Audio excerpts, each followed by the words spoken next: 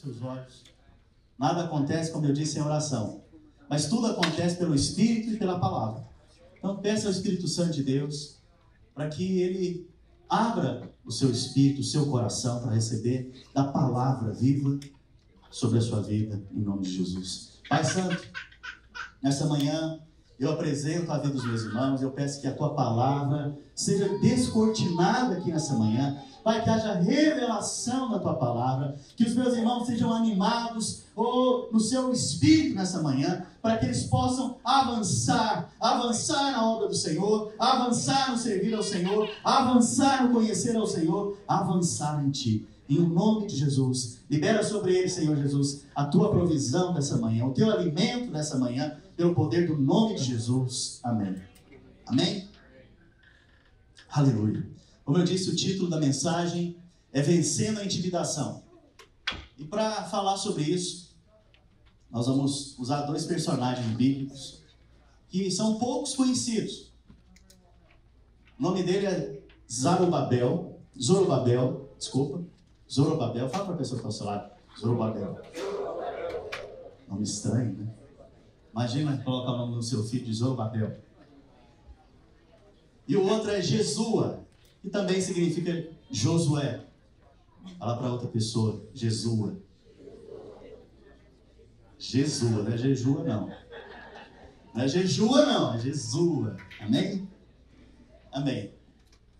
Mas para contextualizar, para você entender um pouco aonde esses personagens estão na Bíblia, todos aqui conhecem o rei Davi, acredito eu, está lá na sua Bíblia. 1000 anos antes de Cristo, o rei Davi começou a reinar. E pouco tempo depois, Deus levanta o seu filho, Salomão. Salomão, ele edifica o templo. Depois de 40 anos construindo o templo, esse templo então é inaugurado. A glória de Deus enche o templo. E isso aconteceu por volta então de 950 a.C. Esse templo durou por volta de quase 400 anos. E no ano 586, aproximadamente, se deram início, essa história, se deram início dos impérios mundiais. E dentro desses impérios mundiais, o primeiro imperador é chamado de Nabucodonosor. Esse nome é bonito. Imagina o outro filho, Nabucodonosor. O primeiro imperador, então, é Nabucodonosor. E isso ocorre, esse período da história está acontecendo ali no livro de Daniel. Está na sua Bíblia. O livro de Daniel está na sua Bíblia. No livro de Daniel, então, conta um pouco da história desse período. E esse imperador, ele vai e destrói Jerusalém e o templo de Salomão. E ele pega ali os habitantes de Jerusalém e os leva cativos. E durante aproximadamente 70 anos, esse povo fica lá como cativos dentro desse império. Depois de 70 anos, se levanta um novo imperador babilônico. E o livro também de Daniel, ele relata isso. Mas pouco tempo antes disso, fala assim comigo, 200 anos. Antes desse novo imperador se levantar, chamado Ciro, 200 anos antes, o profeta Isaías, na palavra de Deus, profetiza a respeito desse imperador. E chama ele pelo nome, Ciro. E fala que através desse imperador, Jerusalém e o templo seriam restaurados. 200 anos antes, é como se em 1800, um profeta de Deus, um homem de Deus se levantasse e profetizasse que em 2016, 17, o presidente dos Estados Unidos seria o Trump. É como se isso acontecesse. E é isso que aconteceu aqui, nesse período. Os judeus, sabendo disso, da profecia de Isaías, leva esse livro para o imperador, lê para ele. Ele deve ter ficado assim, uau, 200 anos atrás alguém falou meu nome e falou que eu seria imperador. E ele aprova então a restauração de Jerusalém e do templo. Então, Para que isso acontecesse, ele envia alguns judeus para esse local, para que se retornasse a edificação da cidade de Jerusalém e a edificação do templo. Nesse período também se levantou um outro imperador, depois desse, chamado Artaxerxes. É só nome bonito hoje, irmãos. Fala para a pessoa que está ao seu lado. Artaxerxes. Muito provavelmente você deve ter visto um filme hollywoodiano a respeito desse imperador. Lembra do filme Os 300? Lembra, irmãos? Os homens não gostam desse filme. O pessoal lá que tem um abdômen muito dividido. Mas aquilo lá é tudo mentira, viu, gente? Tudo mentira. Não se engane. Lá é feito por programa de computador. E aí, esse imperador, Artaxerxes, ele é chamado assim na palavra de Deus, mas na história ele é chamado de Xerxes. Esse imperador se levanta e envia um sacerdote e um governador, um rei, para a região. Esses dois vão então edificar o templo e reconstruir, né, a cidade de Jerusalém que havia sido destruída. E assim que esse sacerdote, chamado Jesua, lembra de Jesua? Ele inicia a construção do templo, ele lança o fundamento para edificar o templo. E só para você se situar, hoje o templo sou eu e você. Hoje o templo de Deus somos nós. Não é esse prédio. Deus não habita em prédios construídos por mãos humanas, mas a palavra de Deus diz que Ele mesmo te escolheu e me escolheu para ser a habitação dele. E Ele já lançou o fundamento que é Cristo. E hoje Ele está edificando a sua igreja. Amém? Amém, irmãos? Então, da mesma maneira, Jesua, que significa Josué, que significa também Jesus, no hebraico são os três, a mesma raiz, lançou o fundamento. E a Bíblia fala então que quando ele lançou o fundamento, os habitantes daquela região, que não eram judeus, eram samaritanos, se levantaram para opor a construção do templo. Naquele momento, Satanás se levantou para opor, para resistir à edificação do templo. Da mesma maneira, assim que o Senhor lançou o fundamento e te escolheu para ser morada dele, te escolheu para ser igreja dele, para ser edificação dele, para ser pedra viva, Satanás também se levantou para paralisar a obra de Deus na sua vida. E essa é uma verdade que está acontecendo aqui há centenas de anos atrás. E esse princípio provavelmente está acontecendo hoje, aqui.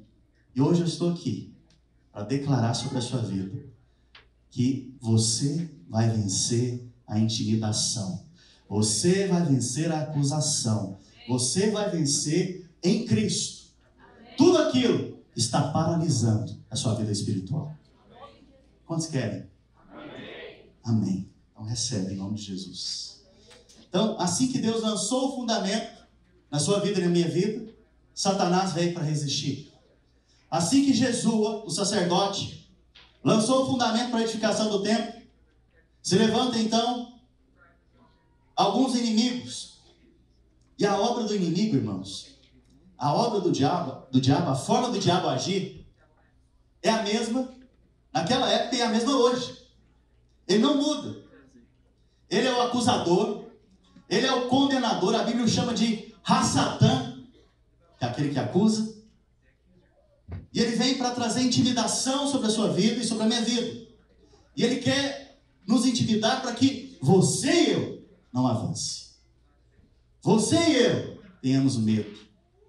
Então, existem várias maneiras do diabo procurar te intimidar. Mas duas delas são constantes. A primeira é o medo. Se você tem medo de algo, você não vai avançar. Se você tem medo de alguma coisa, se você tem medo, eu tenho medo de divorciar, eu tenho medo de não dar certo no negócio, eu tenho medo, você vai ficar preso e paralisado no medo. A outra forma é a condenação. é te acusando e te condenando com seus pecados. Sabe, essa é a maneira que o diabo usa para condenar. A obra que Jesus começou na sua vida.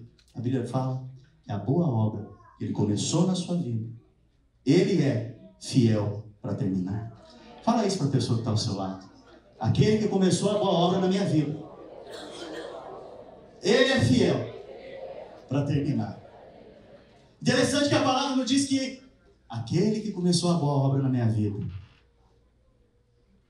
me deixa fiel para terminar. Não. Ele é fiel para terminar. Não é você que é fiel para terminar. É ele que é fiel para terminar. Não depende de você terminar, depende dele terminar. Sabe? Essa é a primeira mentira que eu quero tirar da sua cabeça essa manhã. Você depende da fidelidade de Deus. E ele vai terminar a obra. Sabe? É nosso Pai. É em Cristo. É no Espírito que nós somos edificados. Mas o que ocorre? Muitas vezes nós ficamos paralisados. Paralisados de que maneira, pastor? Paralisados, esperando condições, situações. Já viu aquela história? Ainda não estou pronto. Ainda não estou pronto para servir. Ainda não estou pronto para me envolver. Ainda não me sinto habilitado, condicionado para servir. Então você fica paralisado, esperando condições, situações para avançar em Deus, para responder a Deus, para poder se envolver na obra da sua igreja, na edificação da sua igreja. Sabe? Se cercando de desculpas, de justificações. Filho, existem áreas da sua vida que estão paralisadas. E o Senhor quer que seja retomada a edificação nessas áreas. Sabe, eu não sei qual área da sua vida está paralisada hoje. O que eu sei é que o Espírito Santo te trouxe aqui para voltar a ser edificadas essas áreas que estão paralisadas na sua vida. Sabe, talvez o seu casamento está paralisado. Talvez o seu trabalho está paralisado. Talvez são seus filhos. A comunhão com seus filhos, o relacionamento com seus filhos estão paralisados. Talvez a sua vida aqui mesmo, na igreja, o envolvimento da igreja está paralisado. Mas hoje mesmo, Satanás, as obras dele vão ser desfeitas sobre a sua vida. E a edificação vai continuar em nome de Jesus. Amém? Sabe, essa intimidação vai cair por terra. Olha que interessante. O imperador envia então 2 homens. Alguém lembra os nomes deles? Vamos lá, irmãos. Jesua e Zorobabel. Acontece que ele lança o fundamento. E a obra inicia. A obra inicia. E aí o que acontece? Esses moradores samaritanos, sabe o que eles fazem? Eles enviam cartas para o imperador, falando que esse povo, esses judeus, era um povo encrenqueiro, que fazia rebeliões, era um povo que não era fácil de ser dominado, e que o que o imperador estava fazendo, era trazendo confusão para aquela região novamente, ao aceitar que fosse reedificada a cidade de Jerusalém e o templo. Começam então a acusar, começa então a intimidar. Sabe o que acontece? O imperador aceita a acusação e eles param de edificar o templo. Está vendo que a forma é a mesma? O diabo está agindo do mesmo jeito. E a Bíblia fala que essa edificação ficou paralisada por 15 anos. Eu não sei você, eu já tive amigos que construíram casa. E por falta de recursos, essas casas ficaram paralisadas até que o recurso viesse e eles pudessem concluir a edificação dessas casas. E a Bíblia está falando então que por 15 anos ficou parada a edificação do templo. Como que você acha que os judeus ficaram aqui agora? Se você está construindo uma casa Você coloca o alicerce, acabou agora a provisão. Aí passa o primeiro ano. Aquele alicerce já também começa a se perder, porque está exposto ao sol. Você está perdendo dinheiro ali também. Passa o segundo ano, o terceiro ano. O seu amigo já olha para você, você já fica com vergonha dele. Né? E aí, você conseguiu construir sua casa? Como que você vai ficar? Não consegui não. Com vergonha. A situação toda está gerando intimidação, produzindo condenação e vergonha. Interessante que essa ação desses samaritanos, representando a ação do diabo, vocês estão comigo aqui, irmãos? Representando a ação do diabo hoje, nas nossas vidas, produziram paralisação. A ação do diabo de intimidação vai produzir na sua vida espiritual paralisação espiritual. Paralisia espiritual. Você vai ficar parado, espiritualmente falando. Sabe por que você não vai avançar mais? Porque você foi intimidado. Com o argumento de Satanás. Por que você não se permite ser mais usado por Deus? Porque você ficou intimidado. Sabe? Até tentei um dia me envolver na vida da igreja, mas me machuquei. Até tentei um dia, mas não me trataram bem. Coitadinho. Isso tudo é intimidação. Isso tudo é para você se paralisar, espiritualmente falando. Sabe? Eu não esperava que me tratariam assim. Ou, por outro lado, talvez você caiu. E por ter caído agora, em algum pecado, você fica paralisado. O Senhor quer te libertar nessa manhã. Ele quer remover a paralisia espiritual que está sobre a sua vida. Porque Ele quer avançar na sua vida espiritual. Sabe? Muitas vezes, você ficou frustrado com alguma coisa que você viu. Você ficou frustrado com alguma ação que você viu. E por isso, você está paralisado. Filho, a intimidação, a acusação, a condenação, sempre vão produzir paralisia espiritual. Em última análise, você ficou intimidado. Intimidade de agir, intimidade de avançar, intimidade de poder andar sobre as águas, intimidade de andar em fé, em ousadia, em intrepidez, sabendo que o seu Deus é grande, que o seu Pai te ama, sabendo que você pode todas as coisas daquele que te fortalece, sabendo que você é escolhido de Deus, sabendo que você é filho do amado. Sabe? Muitas vezes você ficou intimidado, esqueceu das verdades. Sabe, hoje eu estou aqui te falando essa verdade, de acordo com o Evangelho. Que o Senhor tem pressa em edificar a sua igreja. Sabe, Ele quer edificar a sua igreja, edificando a sua vida. Sabe, usando a sua vida para também ser um edificador nessa obra. Sabe, muitos estão paralisados debaixo de acusação, intimidação, condenação, porque muitas vezes não se sentem suficientes. Porque muitas vezes não se sentem aprovados. Porque muitas vezes não se sentem habilitados.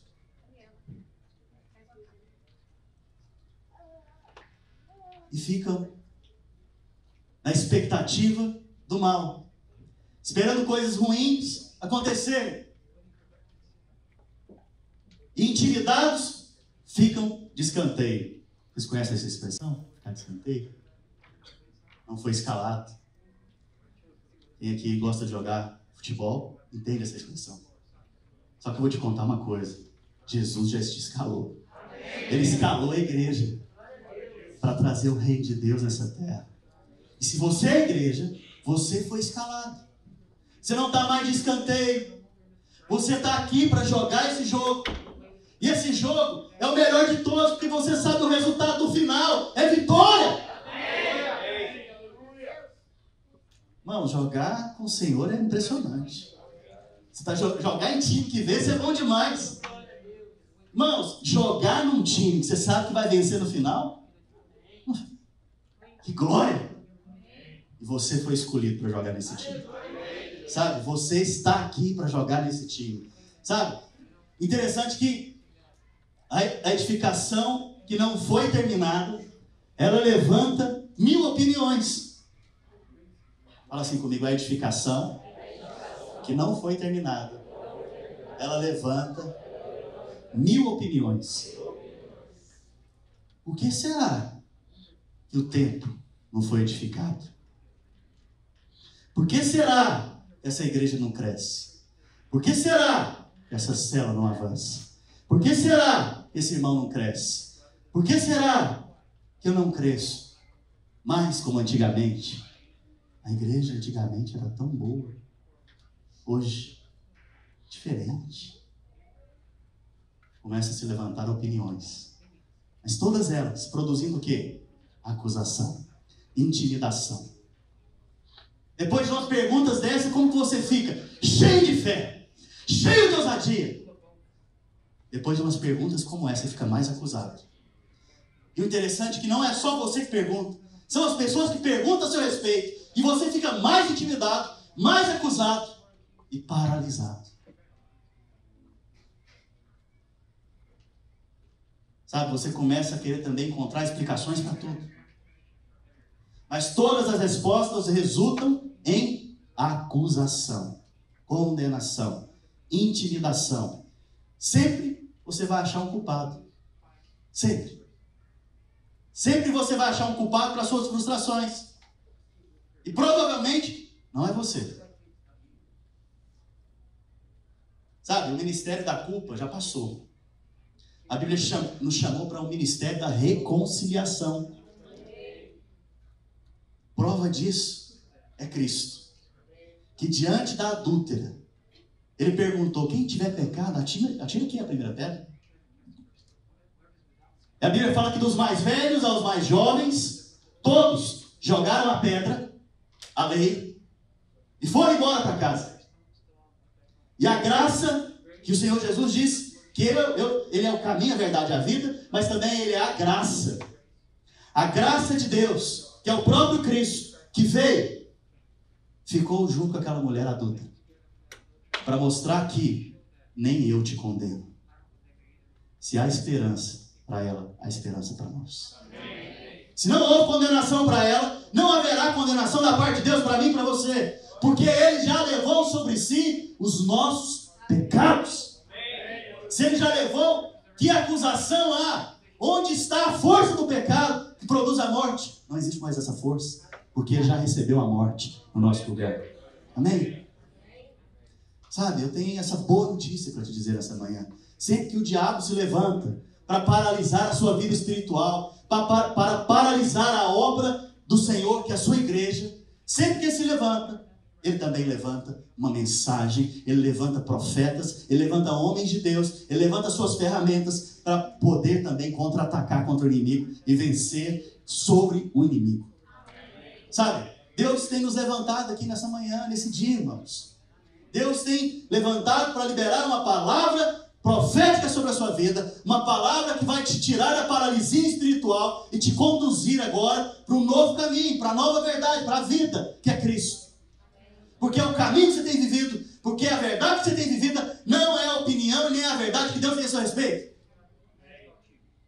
Sabe, Deus quer te tirar dessa paralisia nessa manhã. Hoje você vai sair dessa paralisia espiritual, em nome de Jesus. Sabe, hoje você vai aprender a lançar o medo fora, através do verdadeiro amor. Sabe, Deus então, depois que Ele levantou Jesua e Zorobabel, e eles ficaram paralisados durante 15 anos, fala 15 anos. Deus então levanta agora 2 profetas, 2 pregadores da palavra. Olha esse outro nome bonito, Ageu. É mais bonito, né? E Zacarias. Você não vê tanto Zacarias hoje, só vovô Zacarias. Você não vê tanto Zacarias hoje. Mas Deus levanta esses homens. E pela história judaica, esses 2 homens foram os profetas mais novos da Bíblia. Zacarias começou a profetizar com 19 anos de idade. Se você for ler as profecias de Zacarias, você vai ver que ele tem revelação de Jesus, da graça, do que Deus quer fazer com 19 anos de idade. Sabe? E aqui eu quero dar um parêntese. Essa obra de edificação da igreja, Deus tem inclinado meu coração nesses dias para os jovens. Só os jovens falam amém nesse lugar. Sabe, Deus tem inclinado meu coração para os jovens. Quero te falar, jovens, vocês são parte da edificação da igreja. A maioria dos avivamentos que aconteceram na história iniciaram com jovens. Se você for ver o avivamento do país de Gales, 700.000 pessoas foram alcançadas pelo Senhor em um ano. Porque um jovenzinho de 13 anos resolveu orar. Ele resolveu fazer o que, irmãos? Orar. E a Bíblia fala, a história diz, a Bíblia não, a história diz que ele começou a orar com 13 anos. Por volta dos 23 anos, e ele orava todos os dias. Ele juntou mais uns jovenzinhos e orava todos os dias. Por volta dos 23, 24 anos, Deus trouxe um avivamento naquele país, sem precedentes. E aquele país foi alcançado pelo Senhor Jesus Cristo. A história diz que naquele ano, no Super Bowl daquele país, não houve jogo. O troféu que está lá até hoje é o avivamento do país de Gales, porque não tinha público para assistir o jogo, o Super Bowl daquele ano. A história diz que as cadeias não tinham presos, porque todos converteram. Os policiais tiveram que ser demitidos. Jovenzinho. Zacarias, 19 anos. Jovenzinho. E Deus está levantando ele para pregar, para liberar a palavra, para a edificação da casa de Deus. Sabe, jovens, Deus os está levantando nesse país para a edificação do corpo de Cristo, para liberar a palavra nesse lugar, para que venha um grande avivamento da parte de Deus.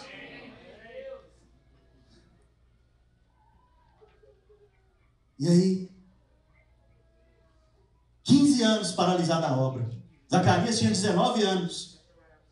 Com 4 anos, então, começou a construir essa obra. Quando ele tinha 4 anos. Então, como que você acha que ele cresceu? Olhando para uma obra inacabada. Então, ele tinha convicção e certeza que aquele lugar estava acabado, em ruínas. Mas Deus o chama para liberar a palavra. Deus o chama um jovem, levanta ele para liberar no mundo espiritual a edificação da casa de Deus. Mas para você entender como que foi essa calúnia, como que foi essa intimidação contra aqueles que estavam edificando, eu quero que você abra a Bíblia em Esdras, capítulo 4, verso 23 e 24.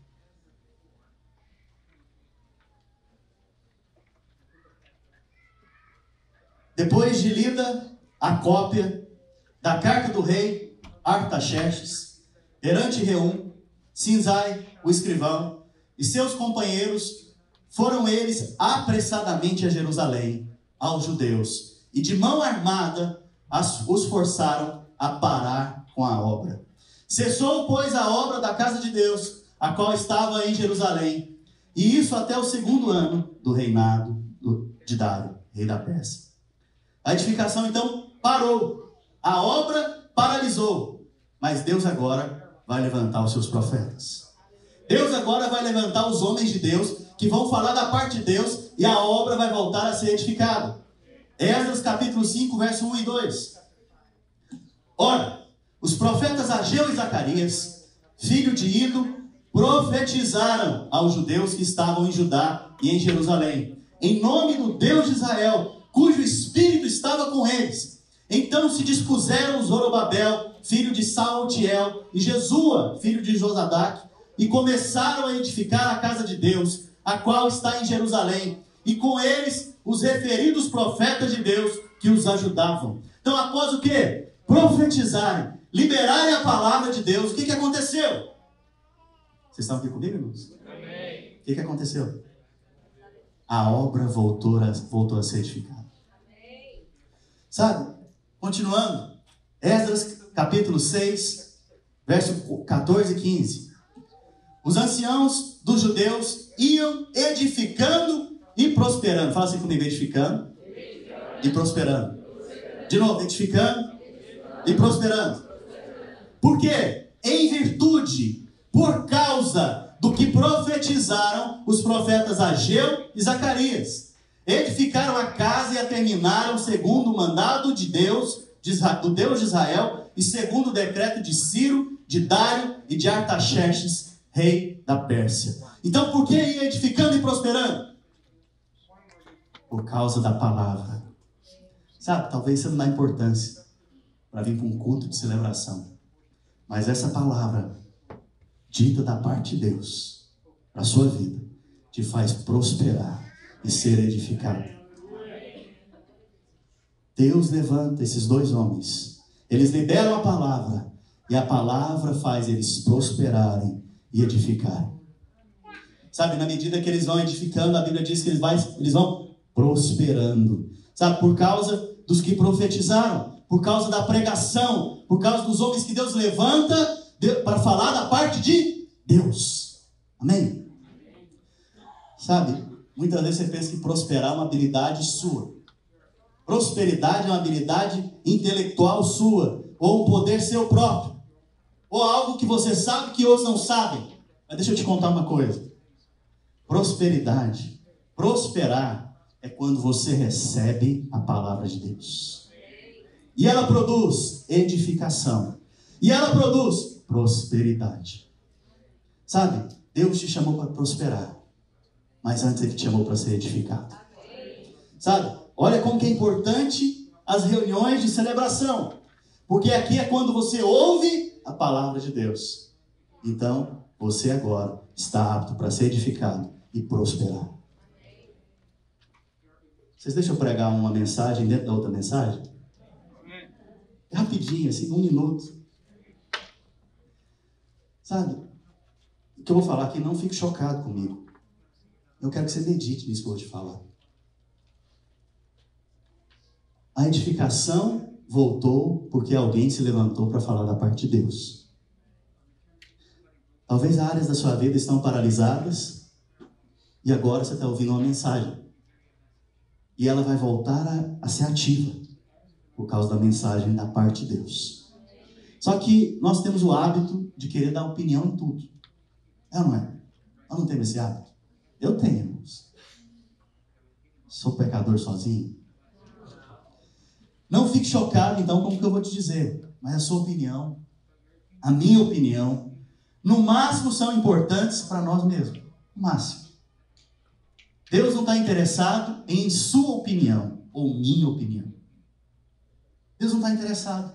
Você não vê a Bíblia dizendo que o Senhor está em busca de verdadeiros opinadores. É isso que a Bíblia diz? Não, não diz isso.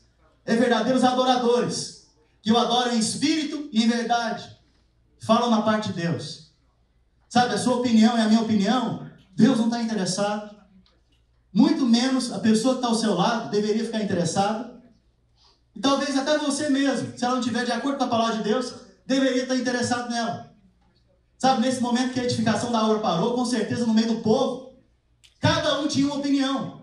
Como eu disse antes, alguns achavam que talvez por causa do governador, Zorobabel, a obra tinha parado. Ou por causa do sacerdote, a obra tinha parado. Ou por causa dos anciãos, a obra tinha parado. Ou por causa dos jovens que não respondem, a obra tinha parado.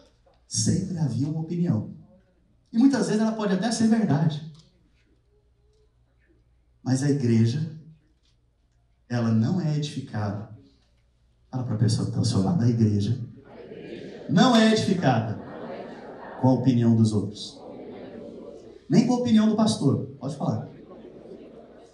Ela é edificada quando homens de Deus, não precisa repetir agora, ela é edificada quando homens de Deus, eu e você, amém? Se levantam para falar da parte de Deus. Então se levante nesses dias para falar da parte de Deus. Não esteja aqui para dar sua opinião. Se levante como alguém que levanta da parte de Deus para falar da parte de Deus nessa geração, no meio dessa igreja. Se levante lá na sua célula para falar da parte de Deus. Se levante para aconselhar um irmão, para falar não a sua opinião, mas da parte de Deus. Fechando essa mensagem, então, deixa ela de lado, põe no freezer espiritual. Vamos voltar para cá. Deus então levanta 2 profetas. E esses profetas se levantam com uma pregação. O profeta Ageu, uma pregação mais realista, contando ali o que está acontecendo naquele momento. Já o profeta Zacarias, uma pregação de acordo com uma visão espiritual que ele recebeu. E eu não vou me deter na pregação de Ageu, mas vamos passar por ela para você entender o que ele diz. Sabe, nós muitas vezes, irmãos, pensamos que profecia está sempre relacionada com o que vai acontecer. A nação de Israel, quando ela recebia uma profecia a respeito do Messias, era também não só para falar do Messias, mas era para encorajá-los naquele momento de adversidade. Quando Deus libera uma palavra sobre a sua vida, seja ela profética, não é só para o momento que vai acontecer lá na frente. É para te encorajar a ir além. É para te encorajar e te fortalecer no momento que você está vivendo. Então eu estou aqui da parte de Deus hoje, para te encorajar com a palavra que eu estou ministrando para vocês. E qual era então a mensagem de Ageu? E qual era então a mensagem de Zacarias? Vamos ler Ageu, capítulo 1, verso 4 ao 9. Ageu, o profeta Ageu, irmãos, ele lida com os problemas de forma prática, de maneira prática. A pregação dele é um chamado para as pessoas ao bom senso, mostrando sinais e evidências de que Deus está agindo, para que eles sejam persuadidos e convencidos a permanecer e avançar na obra. Então, em resumo, essa é a mensagem. Mas olha o que ele diz: acaso é tempo de habitardes vós em casas apaneladas? Não é casas de panela não, viu, irmãos? Apaineladas aqui é painel. Já viu aquelas casonas grandonas assim, que tem uma fachada bonita? Uns vidros assim, como se fosse um painel. Esse tipo de casa que ele está falando. Por acaso é tempo de vocês habitarem em casas de luxo, enquanto esta casa permanece em ruínas? Ora, pois, assim diz o Senhor dos Exércitos: considerai o vosso passado. Tendes semeado muito e recolhido pouco. Comeis, mas não chega a fartar-vos. Bebeis, mas não dá para saciar-vos. Vestivos, mas ninguém se aquece. E o que recebe salário, recebe e põe um saquitel furado. Assim diz o Senhor dos Exércitos: considerai o vosso passado. Subi ao monte, trazei madeira e edificai a casa. Dela me agradarei e serei glorificado, diz o Senhor. Esperastes o muito e eis que veio o pouco. A esse pouco, quando os trouxestes para casa, eu com um assopro os dissipei. Por quê? Diz o Senhor dos Exércitos: por causa da minha casa, que permanece em ruínas, ao passo que cada um de vós corre por causa da sua própria casa. Esse é o estilo de Ageu. Ele fala para o povo considerar o que está acontecendo, as evidências do que está acontecendo. Considere as consequências de ignorarem a casa de Deus. Essa é a mensagem. Anima então o seu coração para edificar a casa de Deus agora. Contribua. Promova o seu tempo para isso, para edificação. Essa foi a mensagem de Ageu. Mas eu não quero me deter nela nessa manhã. Eu quero me deter agora na mensagem do profeta Zacarias. A mensagem de Zacarias foi destinada a Jesua e Zorobabel. Fala comigo de novo. Jesua e Zorobabel.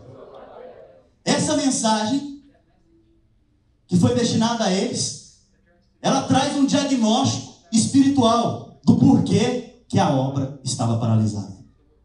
Você quer saber por que talvez áreas da sua vida hoje estão paralisadas? Ninguém quer saber? Vamos embora então. Vou perguntar de novo, né? Vocês querem saber por que áreas da sua vida hoje estão paralisadas? Aleluia. Então vamos ouvir a pregação do profeta Zacarias. Sabe, muitas vezes nós olhamos para as circunstâncias à nossa volta e nós contentamos com explicações naturais. É a crise. Já viu essa história? Desde que eu entendo por gente, tem crise. E sempre a crise é o problema. Ou a crise que vai chegar, ou a crise que passou, ou a crise que está acontecendo. Mas é a crise. Então, quando você coloca a culpa em questões naturais que estão acontecendo à sua volta, essa é uma visão natural da circunstância. Homens de Deus não olham as coisas de forma natural. Existem mais coisas entre o céu e a terra, no mundo espiritual, do que você imagina. E o homem de Deus, Zacarias, se levantou agora para ver as coisas no mundo espiritual, da parte de Deus. Como alguém que vê da parte de Deus. Vocês são aqueles que vêm da parte de Deus. Sabe? Homens de Deus nunca deveriam se contentar com explicações naturais. Meu casamento não está avançando porque nós não somos compatíveis. É o gênio que não é compatível. Espera lá. Isso é uma explicação? Pode ser natural. Mas existe algo espiritual acontecendo. E Deus quer te tirar dessa paralisia. Sabe? Eu não vou à célula por isso, por aquilo, porque tem que trabalhar muito. Sabe, líder de célula? Você está me ouvindo? Ouça essas explicações. Mas você mesmo se posiciona no mundo espiritual para orar por essas pessoas, para que elas enxerguem o propósito de Deus para a vida delas. Sabe? Eu não venho no culto domingo porque eu tenho coisas para fazer. A explicação, muitas vezes, é justa. Não é ser justa, não, é justa. Mas eu ouço isso. Eu vou lá para o meu quarto orar. Eu vou lá proclamar, eu vou lá enxergar o que Deus está vendo. Eu vou lá profetizar, eu vou lá declarar sobre esse irmão que ele vai avançar. Eu vou lá profetizar sobre a família dele que vai avançar. Eu vou lá declarar e orar por ele, pagar um preço de oração. Sabe? Meus filhos agem assim porque eles têm esse problema. Porque tem problema de saúde. Porque eles são assim mesmo, é o comportamento deles. Não contente com explicações naturais. Você é homem de Deus. Você é mulher de Deus. Vocês são seres espirituais. Vocês não são conduzidos pelas questões naturais. Posicione espiritualmente. Foi dessa maneira então que o profeta Zacarias se levantou naquele dia. E lembre, estavam todos intimidados e paralisados. Então, o que nos leva a ficarmos intimidados e paralisados? Essa é uma boa pergunta. O que pode me levar a ficar intimidado e paralisado? Zacarias, capítulo 3, verso 1. Olha só, Zacarias aqui está tendo uma visão da parte de Deus. E a primeira visão que ele está tendo é sobre Jesua. Agora Jesua, irmãos, sou eu e você. Fala assim comigo. Jesua nesse momento. Sou eu.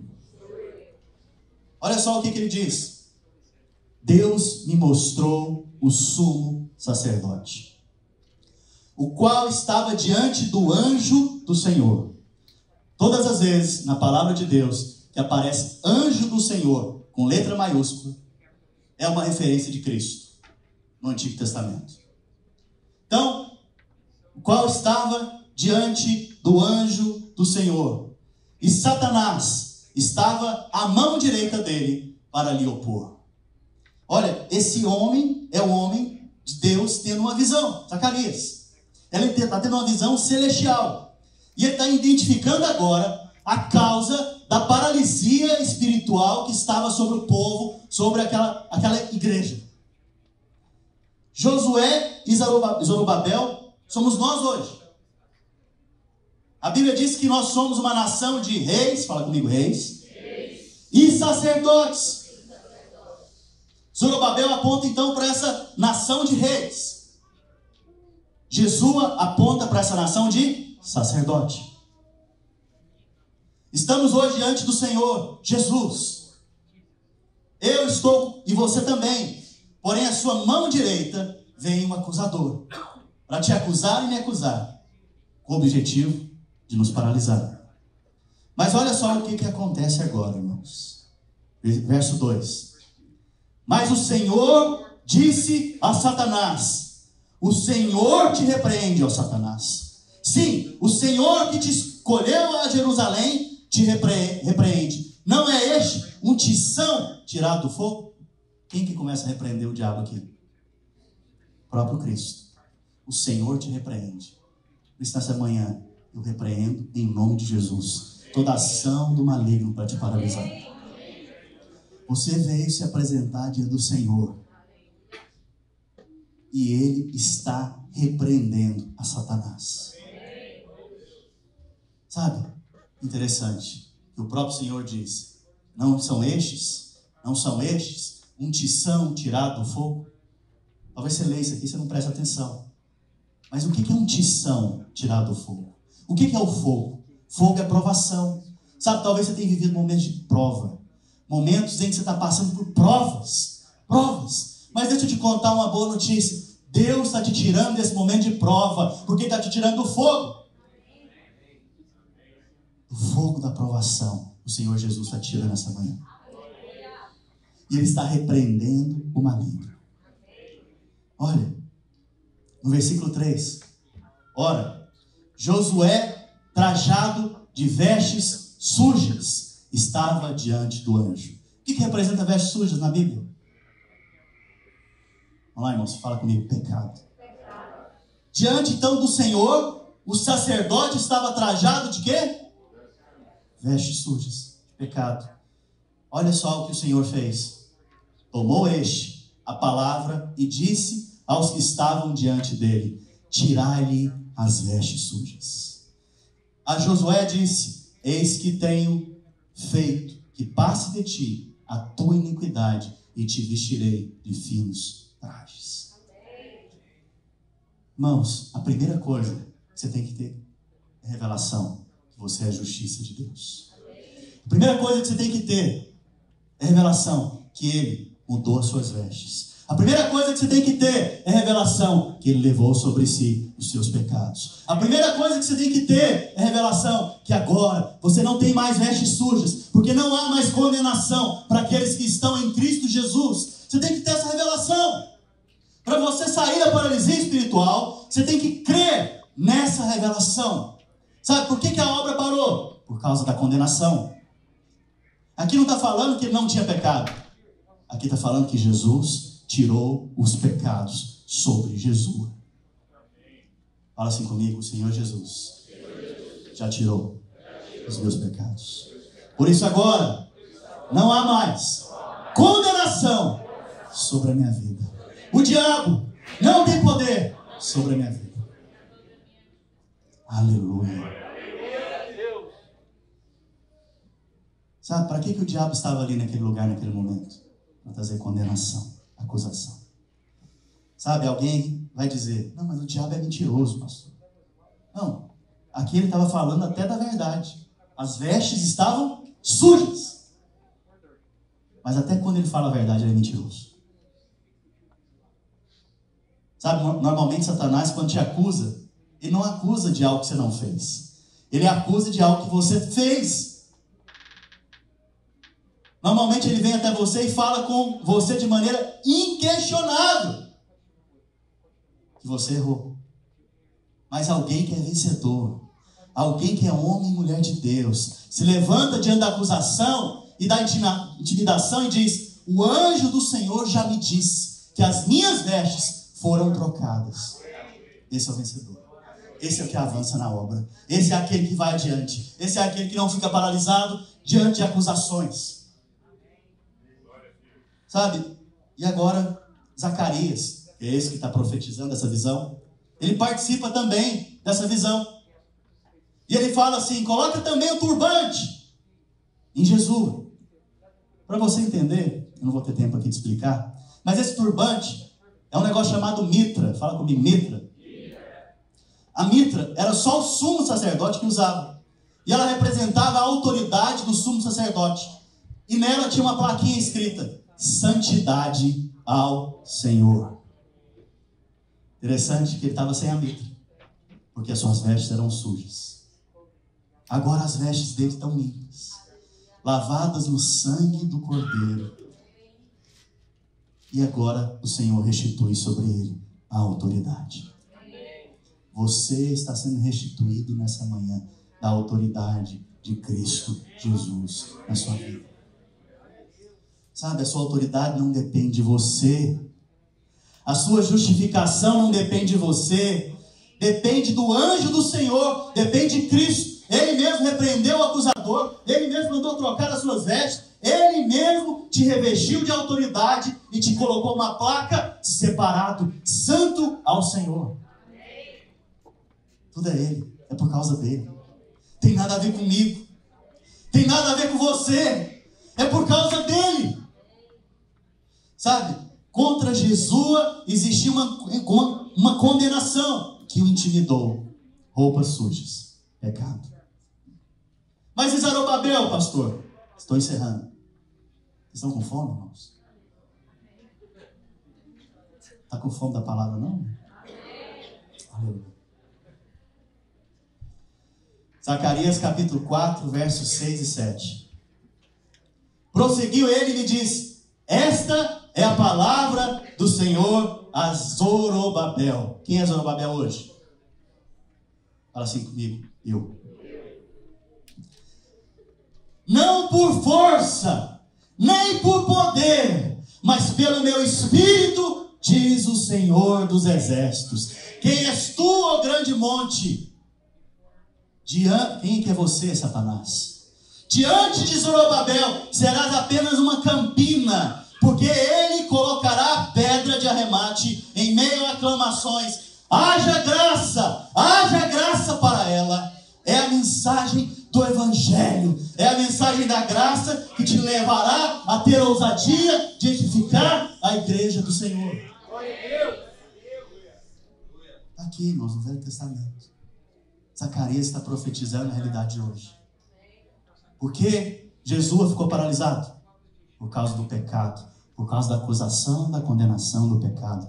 Muitos aqui estão me olhando agora, estavam paralisados por causa da acusação, da condenação, do pecado estava sobre a sua vida. Mas eu estou aqui para te contar uma boa notícia. Jesus Cristo já levou o seu pecado. Você não tem mais acusação. Você não tem mais acusação. A acusação não tem mais fruto na sua vida, porque Ele já levou o pecado. Você é justificado. Essa é a revelação da justificação pela fé no Filho de Deus. Zorobabel, por que estava paralisado? Porque ele achava que dependia da sua força, dos seus recursos. Mas não é por força, nem por poder, mas é pelo meu espírito, diz o Senhor dos exércitos. Sabe por que vai avançar? Sabe por que você vai avançar? Sabe por que a igreja vai ser edificada? Porque não é por causa do pastor, não é por causa dos irmãos, não é por causa de mim nem de você, mas é pelo Espírito do Senhor que está aqui nessa manhã e está te levantando esses dias para edificar essa igreja.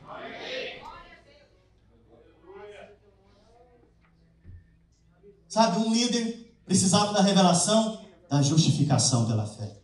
O outro líder precisava da revelação da graça. E quando ele teve, foi proclamado graça. Haja graça, haja graça, haja graça. Vamos ficar de pé.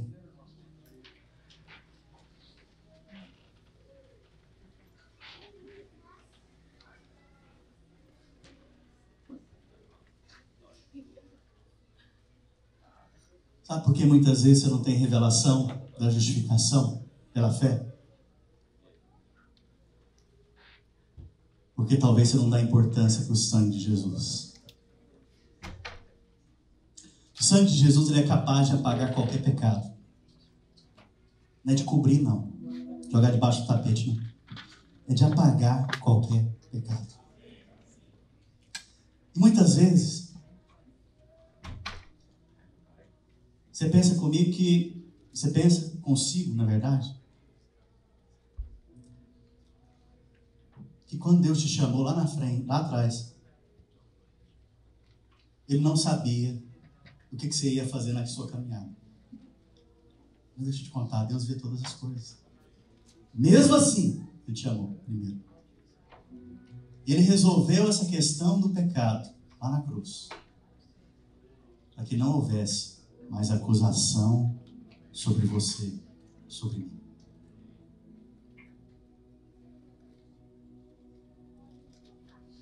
Deus, você acha que está tudo bem com Ele?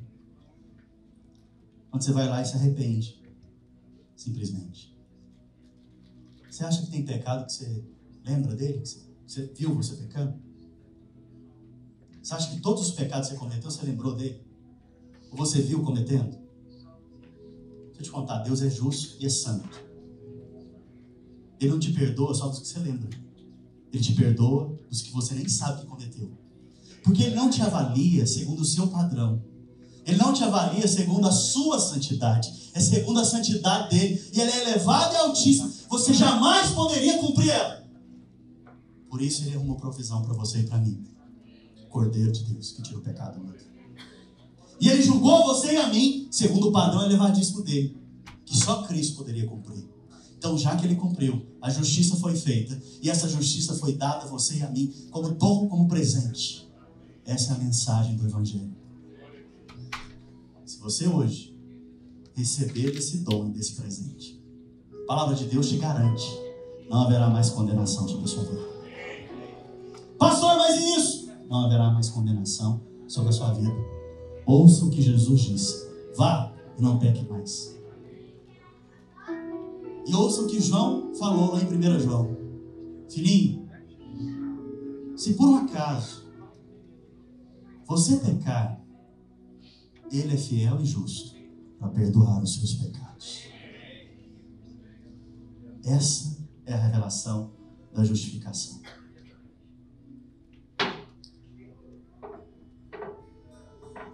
E a revelação da graça é: quanto mais você crê que você é justificado pela fé, mais você entende que você tem o favor de Deus. Mais você vê que não tem nada a ver com você, não tem a ver com a sua força, não tem a ver com você simplesmente, mas tem a ver com Ele. É por causa dele, não é por sua causa. É porque Ele quer, não é porque você quer. É pelo Espírito dele, não é pelo seu Espírito, nem pela sua força, mas é pelo Espírito dele. Então agora você pode descansar. Não depende de mim, não depende de você, depende dele. E a boa notícia é: Ele quer. Então nessa manhã, se você percebe que existem áreas na sua vida que estão paralisadas, e eu quero deixar claro: a sua vida espiritual está paralisada, vem aqui à frente. Eu quero orar por você nessa manhã. Eu quero impor as minhas mãos sobre a sua vida. E eu quero liberar nessa manhã uma nova unção sobre você. Eu quero liberar nessa manhã, em nome de Jesus Cristo, um novo tempo. Eu quero declarar um novo tempo na sua vida. Se existem áreas na sua vida que estão paralisadas, eu te convido nessa manhã, vem aqui à frente.